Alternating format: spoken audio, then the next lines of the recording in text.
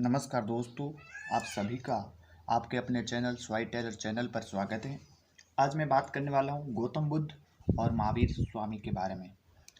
महावीर स्वामी और गौतम बुद्ध के बारे में बात करने से पहले आप सभी से निवेदन है कि यदि आपने मेरे इस चैनल को सब्सक्राइब नहीं किया है तो प्लीज़ सब्सक्राइब कर दीजिए। साथ ही साथ वीडियो को लाइक और शेयर कर दीजिएगा। गौतम बुद्ध का जन्म होता है लुम्बिनी के अंदर। कहाँ होता है? लुम्बिनी के अंदर। और लुम्बिनी आया हुआ है नेपाल में। देखो, इनका जन्म होता है 563 ईस्वी पूर्व में। और निर्वाण निर्वाण का मतलब होता है मृत्यु को प्राप्त होना। तो ये मतलब इनको निर्वाण की प्राप्ति होती है 483 ईस्वी के अंदर।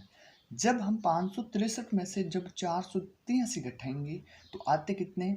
80 आते हैं। ठीक है, अब 80 में पीछे शेष क्या रह रहा है? सी रह रहा है। तो उसी के आधार पर आप गौतम बुद्ध के बचपन का नाम याद रख सकते हो। सी से सिद्धार्थ। तो गौतम बुद्ध के बचपन का नाम क्या था? सिद्धार्थ था। और उसके बाद में गौतम बुद्ध के पिता का नाम क्या क्या था? शुद्धोधन था। माता का नाम क्या था? महामाया था। इनकी देखो, माता की मृत्यु मतलब बचपन में ही हो जाती है। जब ये छोटे होते हैं ना, तब इनकी माता की मृत्यु हो जाती है। तब गौतम बुद्ध का जो पालन पोषण है वो इनकी मौसी, जिसका नाम था माँ प्रजापति गौतमी। अब देखो, माता म से स्टार्ट हो रही है और मौसी भी म से स्टार्ट हो रही है। इससे आप याद रख सकते हो। इसके बाद में इनकी पत्नी का नाम था यशोधरा। क्या था? यशोधरा। अब देखो, यशोधरा में बीच में क्या आ रहा है? ध। और गौतम बुद्ध में बीच में क्या आ रहा है? ध। इससे आप याद रख सकते हो। इसके बाद में देखो, इनके एक पुत्र था जिसका नाम था राहुल। किसके पुत्र का नाम राहुल था? गौतम बुद्ध के। उसके बाद में देखो, ज्ञान की जो प्राप्ति है, ज्ञान की प्राप्ति गौतम बुद्ध को बोध गया के अंदर होती है, और जो बिहार के अंदर आया हुआ है। और वहाँ पे पीपल वृक्ष के नीचे वैशाख पूर्णिमा के दिन इनको ज्ञान की प्राप्ति होती है। और जिस वृक्ष के नीचे मतलब जिस पीपल वृक्ष के नीचे इन्हें ज्ञान की प्राप्ति होती है उसे बोधि वृक्ष बाद में कहा गया। इनके गुरु, जो प्रथम गुरु थे, उनका नाम था आलार कलाम। आलार कलाम। और इन्होंने प्रथम जो अपना उपदेश दिया था वो दिया था सारनाथ के अंदर। तो देखो, गौतम बुद्ध के बारे में आप जान चुके हो। अब हम बात करेंगे महावीर स्वामी के बारे में। देखो, महावीर स्वामी का जन्म कुंडन ग्राम वैशाली के अंदर 599 ईस्वी के अंदर, ईस्वी पूर्व के अंदर हुआ था। और देखो, महावीर स्वामी को निर्वाण की प्राप्ति या मृत्यु कब होती है? 527 ईस्वी पूर्व के अंदर। अब देखो, जब 599 में से जब 527 घटाते हैं तो शेष कितने रहते हैं? 72। क्या रहते हैं?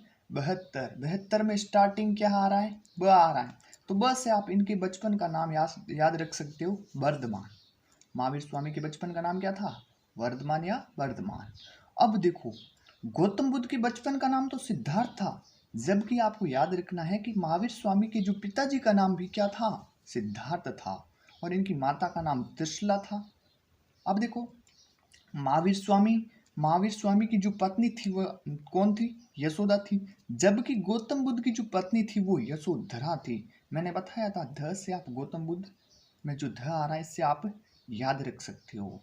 इसके बाद में देखो, महावीर स्वामी की पुत्री थी जिसका नाम था प्रियदर्शनी। और इन्हें ज्ञान की प्राप्ति होती है रिजु बालुका नदी के किनारे। और वहाँ पे एक साल वृक्ष के नीचे इन्हें केवली ज्ञान की प्राप्ति होती है। कैसे ज्ञान की प्राप्ति? केवली ज्ञान की प्राप्ति। इन्होंने देखो, अपना जो प्रथम उपदेश दिया था वो राजगीर या राजगृह जो बिहार के अंदर आया हुआ है। और किस भाषा के अंदर दिया था? अर्धमागधी भाषा के अंदर इन्होंने अपना पहला उपदेश दिया था। तो देखो, मैंने आज बात की है गौतम बुद्ध के बारे में, महावीर स्वामी के बारे में। अब हम बात करेंगे कि प्रथम या प्रमुख बौद्ध संगीतियाँ कहाँ कहाँ हुई थी। प्रथम कहाँ हुई थी, द्वितीय कहाँ हुई थी, तृतीय कहाँ हुई थी, इसके अलावा चतुर्थ कहाँ हुई थी। मैं आपको ट्रिक के माध्यम से याद करवाने की कोशिश करूंगा। तो देखो, अब देखो, प्रमुख बौद्ध संगीतियाँ। ट्रिक क्या है? अका अक रावे पाकू। अका अक रावे पाकू। अका का मतलब फटाफट, और रावे पाकू का मतलब पाकिस्तान रो रहा है। पाकिस्तान कैसे रो रहा है? फटाफट रो रहा है।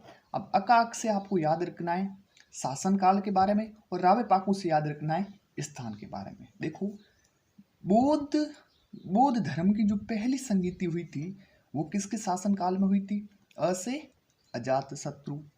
देखो, द्वितीय बौद्ध संगीति है वो किसके शासनकाल में? का से कालाशोक, अ से अशोक और क से कनिष्क। तो देखो, प्रथम अजातशत्रु के शासनकाल में, द्वितीय कालाशोक के काल में, तृतीय अशोक के काल में, चतुर्थ कनिष्क के काल में। इन चारों को आप अकाक से याद रख सकते हो। अब देखो कौन से स्थान पर बौद्ध संगीतियाँ आयोजित की गई थी, तो वो ट्रिक है आपके रावे पाकू, मतलब पाकिस्तान रोरा है। रा से राजगीर याद रखना है, वैसे आपको वैशाली याद रखना है, पा से पाटलिपुत्र याद रखना है और कु से आपको याद रखना है कुंडन वन। ठीक है। अब देखो ये मतलब कब हुई थी? पहली बौद्ध संगीति आपकी हुई थी 483 ईस्वी पूर्व के अंदर। कब हुई थी? 483 ईस्वी पूर्व। अब इसमें से आप 100 घटा दो, 100 क्या कर दो? माइनस कर दो। जब माइनस करेंगे तो 383 ईस्वी पूर्व के अंदर कौन सी संगीति हुई थी? द्वितीय बौद्ध संगीति। अब तृतीय बौद्ध संगीति 251 ईस्वी पूर्व के अंदर हुई थी और चतुर्थ पहली ईस्वी के अंदर। तो दोस्तों, कैसा लगा आज का वीडियो? लाइक शेयर करना बिल्कुल ना भूलिएगा।